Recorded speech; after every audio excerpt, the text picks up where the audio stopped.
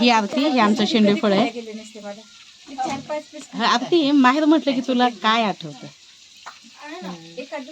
माहेर म्हणजे गाव, गावातली ओरिजिनल माया, ओरिजिनल अन्न, ओरिजिनल माणसे, ओरिजिनल सण, सगळीकडे प्युरिटी म्हणजे गाव म्हणजे माहेर.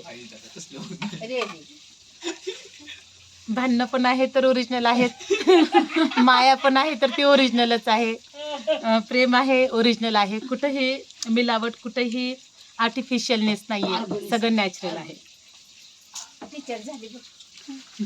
लहानपणीच्या दिवाळीची एखादी आठवण सांग बरं. तुला काय लहानपण म्हटलं ह्या अंगणातलं, तर तुला काय आठवतं की जे तुला असं खूप फनी होतं, किंवा फार असं कधीही ते आठवलं की तुला अजूनही हसायला येतं असं? हां, लहानपण म्हटलं की आम्ही सगळे मोठ्या बहिणीची, दीदीची, आक्कीची वाट पाहायचो.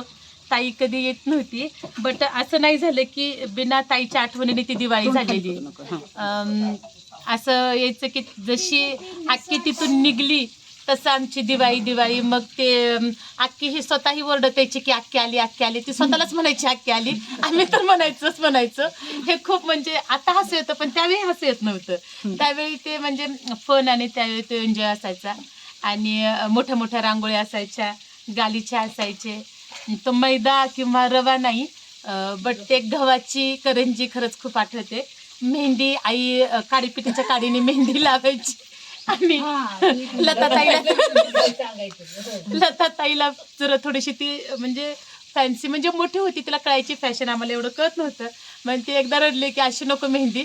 मग आईनं छोटा स्पून होता पोह्याचा, त्याच्या काडीनं ती मेहंदी काढली होती. आणि हो, आणि मग आता तिच्यासाठी वाईट होतं, पण आमच्यासाठी पण तिला ते म्हणजे वाटलं तरी पण ती डिझाईन नाही झाली. पण एक असं होतं एक की आई काढेल तीच डिझाईन होती, म्हणजे तीच खरी डिझाईन. ती पण तेच हट्ट घेऊन बसते. ती त्यावेळी तर तिचं ग्रॅज्युएशन झालं होतं की तो डिझाईन काढून दे, कारण आम्ही सगळे तेच एक अगरबत्तीची काडी असायची, नाहीतर त्या माचीसच्या काड्या. आणि आता इतकं सुंदर सुंदर राजस्थानी, अरबी मेहंदी येते सगळं, पण ती मेहंदी काढवायला म्हणजे काही इंटरेस्ट येत नाही. पण ती काडीपिटीची काडीची मेहंदी आठवते, वाटीत भिजवलेली मेहंदी आठवते.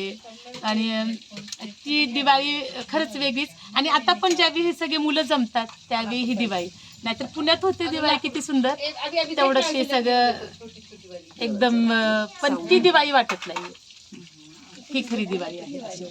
आणि प्रत्येकाला जे कोणी खरं हा व्हिडिओ पाहतं ना, की त्या सगळ्यांनी अशी दिवाळी खरंच केली पाहिजे. त्यांच्या त्यांच्या माहेरी जाऊन, त्यांच्या ते भले झोपडं असू दे, त्यांचं छोटंसं घर असू दे, पत्र्याचं घर असू दे, पण त्यांच्या माहेरी त्यांनी एक दिवस तर जाऊन अशी दिवाळी केली पाहिजे.